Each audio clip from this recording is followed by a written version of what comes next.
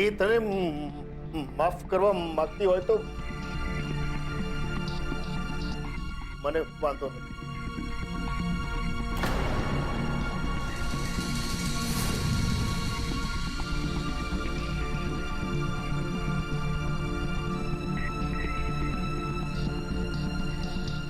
કિંજલ,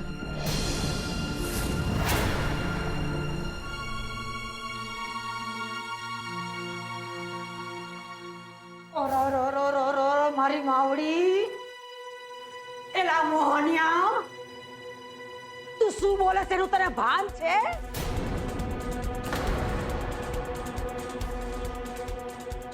અને તું હાલી નીકળો છું માફી માફી કરતો?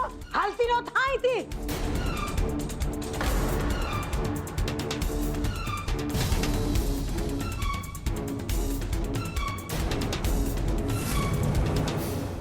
એક તો મારી છોડીને આખા ગામ વચાડે બદનામ કરી,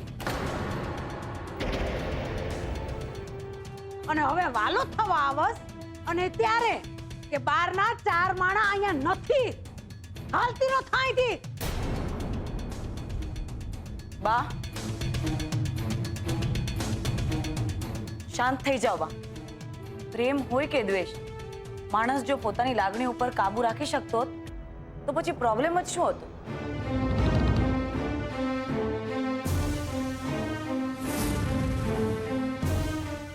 સાચું કહો છો તમે. આ પ્રોબ્લેમ પણ કિંજલ અને ઉત્કર્ષનો છે.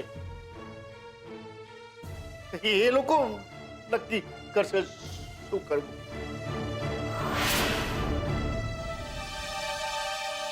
કિંજલ બેટા, તારું શું માનવું છે?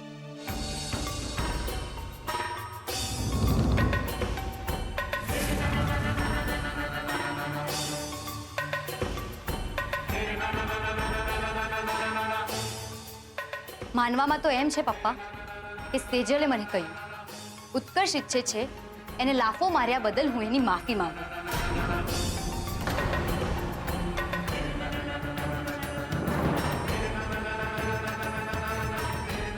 ને પપ્પા સામે એ પણ માફી માંગશે લેટર લખવા બદલ. ને આમ જોવા જઈએ તો બરાબર જ છે ને, એક હાથે માફી દે, બીજા હાથથી લે. પણ ઉત્કર્ષ, મને નથી લાગતું કે ખાલી શબ્દોથી માફી માંગી લેવાથી જે થઈ ગયું છે એ ભૂસાઈ જશે.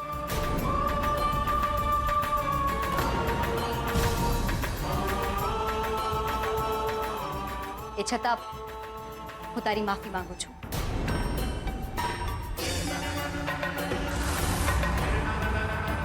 આઈ એમ સોરી. હું પણ તને સોરી કહેવા માંગુ છું કિંજલ. પ્લીઝ મને માફ કરી દે. જે કંઈ પણ થયું એ નહોતું થવું જોઈતું. એક મિનિટ, મારી વાત હજી પૂરી નથી થઈ. આ માફી હું એટલા માટે નથી માંગી રહી કે તને લાફો માર્યાનો મને રંજ છે. મને લાફો માર્યાનો જરા પણ રંજ નથી.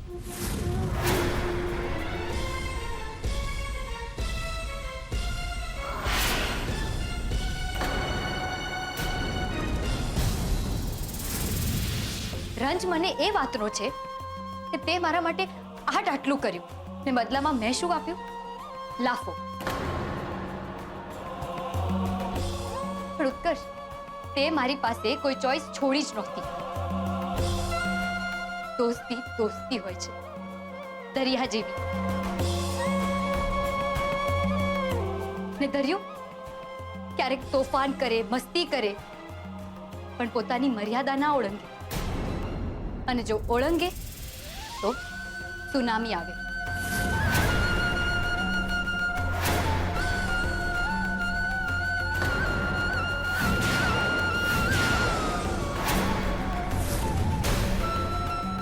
અને પછી કંઈ નથી બચતું.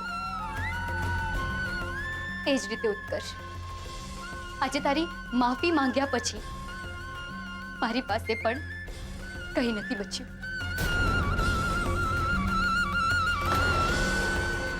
કિંજલ સાંભળ, મને લાગે છે કે તું તારી જાત સાથે વધુ પડતી સખત થઈ રહી છે. અને આ બધું બહુ નેચરલ છે. જ્યારે બે માણસ એક સાથે વધારે સમય પસાર કરે ને ત્યારે તેમની વચ્ચે એક અન્ડરસ્ટેન્ડિંગ, એક રેપો બંધાઈ ગયો હોય છે.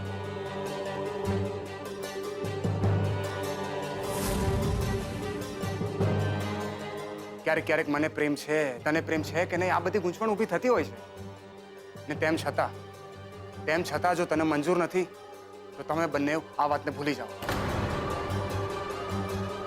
અને હાથ મિલાવી નવેસરથી દોસ્તીની શરૂઆત કરો. પાછી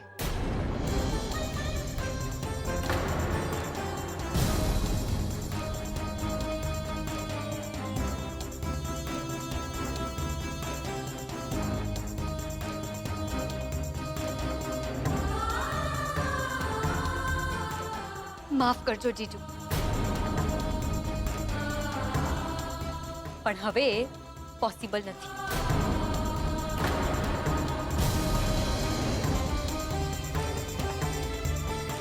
મારાથી તો નથી જ.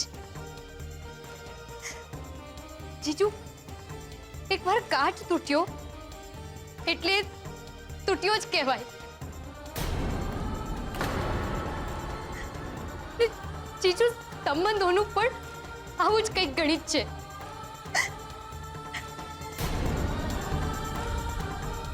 હવે પરાણે જોડતોડ કરીને જીવવામાં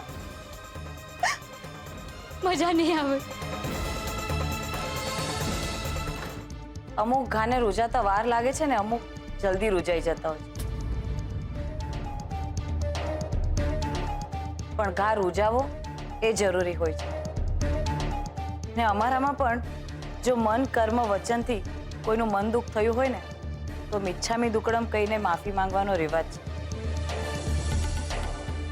હું ઉત્કર્ષની સગીમાં તો નથી, પણ છતાંય તમારા મનમાં દુભાયાનો જરા પણ ભાવ હોય ને તો મિચ્છામી દુક્કડમ.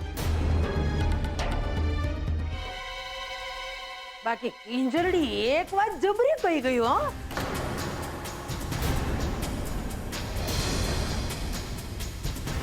એમ કઈ ભાડું ભૂહાય ખરું?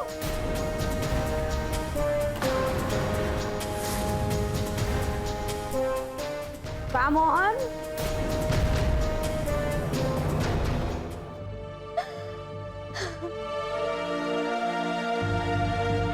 કિંજલ, તું રડ નહીં ને પ્લીઝ. તે બરાબર કર્યું છે. માફી પણ માંગી લીધી ને ઉત્કર્ષને માફ પણ ના કર્યો. શું ધૂળ બરાબર કર્યું છે? અને કિંજલ, મને આનો જવાબ આપીશ? નીચે જે તે કાચ અને સંબંધનું ગણિત સમજાવ્યું એનો મતલબ શું હતો? હા, એનો મતલબ એ હતો કે કિંજલ કોઈ ટાઈમ પાસ નથી. તમને પ્રેમ થાય ત્યારે તમે લેટર લખી દો ને તમને મન થાય ત્યારે તમે સોરી કેવા ટપકી પડો. અરે વાહ! તું ચૂપ રહીશ? તું આ બધું સમજવા માટે બહુ નાની છે. અને કિંજલ, તું રડવાનું બંધ કર. તે નીચે જે કર્યું છે ને એ કેવા લોકો કરે ખબર છે? ડબલ સ્ટાન્ડર્ડ અને હિપોક્રેટ. સેજલ દીદી, કીધું ને વચમાં નહીં બોલ. હું જે કહી રહી છું એ સાચું કહી રહી છું. બાને જ્યારે જેલમાં મોકલવાની વાત હતી ત્યારે તો મેડમની માફીની વ્યાખ્યા જ કંઈક અલગ હતી. અને આજે કોમ્પ્રોમાઇઝ કરીને જીવવામાં મજા નહીં આવે? કેમ ભાઈ, બા પાસેથી કોઈ ખાસ ટ્રેનિંગ લઈ રહી છે તું? કે પછી જેવો સંગ કેવો રંગ? મારી સામે આમ નહીં જો. અને આ તારા જે મગરમચ્છ વાળા આંસુ છે ને એ મારી સામે તો નહીં જ ચાલે. તેજલ, આ મગરમચ્છના આંસુ નથી. એક દોસ્ત ગુમાવ્યાનો અફસોસ છે. અચ્છા, મને તો નથી લાગી રહ્યું. અને તું આ ભ્રમમાંથી મહેરબાની કરીને બહાર આવ કે તું જે વિચારે છે એ જ સાચું હોય.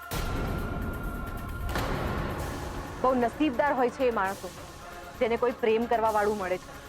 અને હું તો ઝાંસીની રાણી છું. મને કોઈ કેમ કઈ કહી જાય? એવું નથી હોતું કિંજલ. અને તું જે આ રડી રહી છે ને, એ એટલા માટે નથી રડી રહી કે તને એક સારો મિત્ર ગુમાવ્યાનો અફસોસ છે, પણ તું એટલા માટે રડી રહી છે કેમ કે તને પણ અંદર ખાને ક્યાંક ખબર છે કે તું ઉત્કર્ષને પ્રેમ કરે છે. પણ એ વાત તું સ્વીકારે એના પહેલા જ આ વાત છતી થઈ ગઈ. એટલે મેડમે પોતાના ઈગો પર લઈ લીધું. પણ એક વાત બરાબર સમજી લેજે તું કિંજલ, ઉત્કર્ષની મદદ વગર તું કઈ નથી ઉકાળી લેવાની. એ પછી રાહુલની ડિગ્રી વાળો કાંડ હોય કે પછી ટી મેળાની જીત હોય, પણ હવે તું હારી ચૂકી છે, મોકો પણ અને ઉત્કર્ષને પણ. આ જિંદગીભરનો અફસોસ અને આ આંસુ તને મુબારક હો.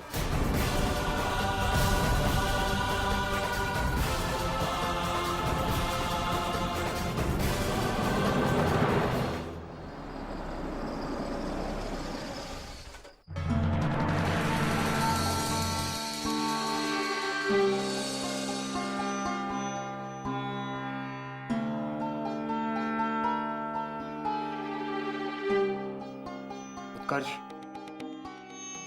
તે તારી સાઈડથી બધી વાત ક્લિયર કરી નાખી છે ને, માફી માંગી લીધી છે ને, તો પછી શું કામ મોઢું લટકાવીને ઊભો છે તું?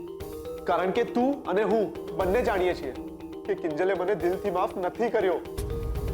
એને ચોખ્ખા શબ્દોમાં કહી દીધું છે કે પતી ગયું એટલે પતી ગયું બધું. જો ભાઈ, એના બોલવાથી કશું થતું નથી. બોલવામાં સહેલું લાગે પણ પ્રેક્ટિકલી પોસિબલ નથી. આ શું પોસિબલ નથી રૂપેશ? મને તો હવે કોઈ પોસિબિલિટીઝ દેખાતી જ નથી. એટલે તું આટલો નેગેટિવ શું કામ થાય છે? અને એમ પણ તમે એકબીજાને જે રીતે મદદ કરી છે, એકબીજાનો સાથ આપ્યો છે, તે ઘણી ઊંડી વાત છે. સો પ્લીઝ ફાલતુના વિચાર બંધ કર અને બી પોઝિટિવ. અને એક વસ્તુ તો સારી થઈ ને કે કિંજલને પણ તારી ફિલિંગ્સની ખબર પડી ગઈ. હા, પણ એનાથી શું?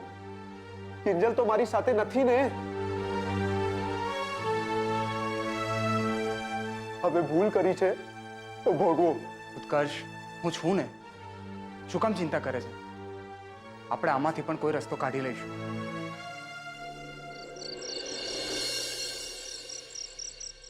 હજુ ઉત્કર્ષ અને કિંજલ બાબત વિચારો છો?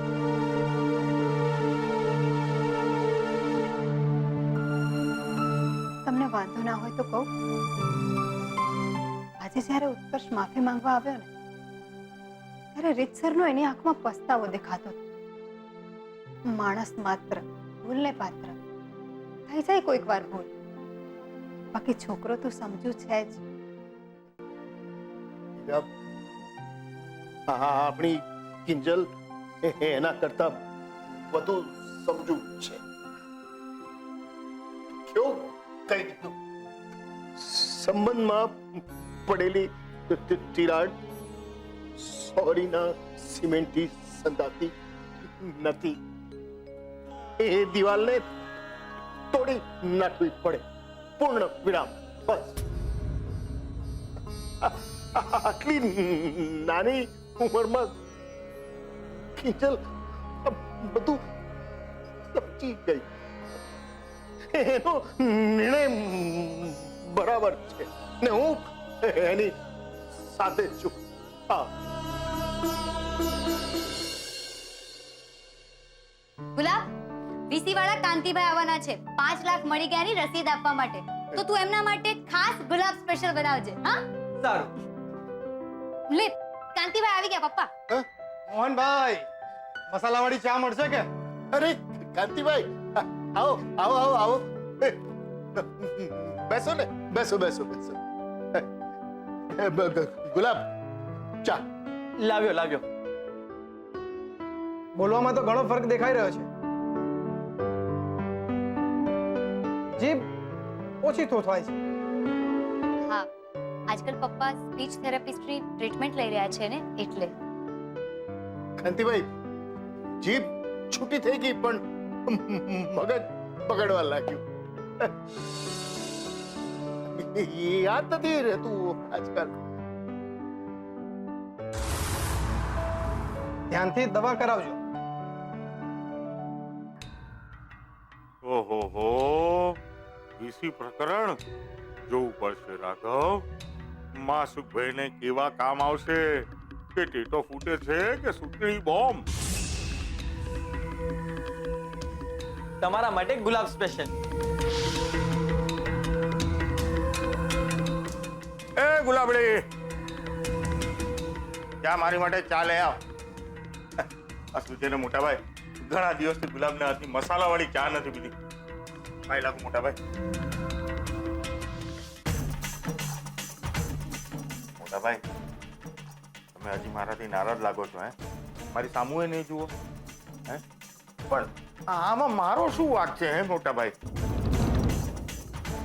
મને એમ કહો, એક બાજુ ભીમજી અડા અને નાથ, એની સામે શું ચાલે મારી આટલી નાની જાત હે? ઓ કાંતિભાઈ, તમે સમજાવો ને મારા મોટા ભાઈને. જુઓ, આ બધી તમારી અંગત વાતો છે. હું તો માત્ર વીસીનો હિસાબ જાણું.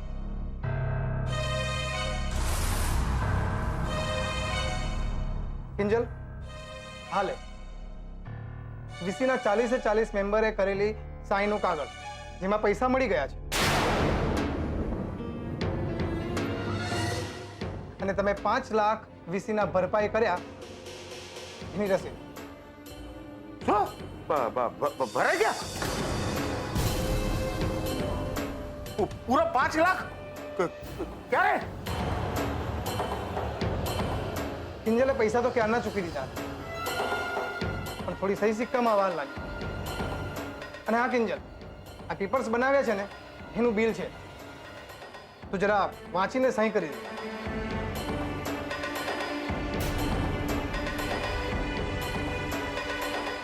હાલો. ઓહો, ગજબ કહેવાય આ તો. અહીંયા મારા 5 ગયા અને આને 5 મળ્યા. અરે લાવી ક્યાંથી? અરે ઘરમાં આવી હોય તો કેવાય કે આ લઈ ગઈ હતી, પણ લઈએ ગઈ હોય તો હતા તો એના જ ને. તો પૂછવું તો પડશે જ કે 5 નો મેળ કર્યો ક્યાંથી?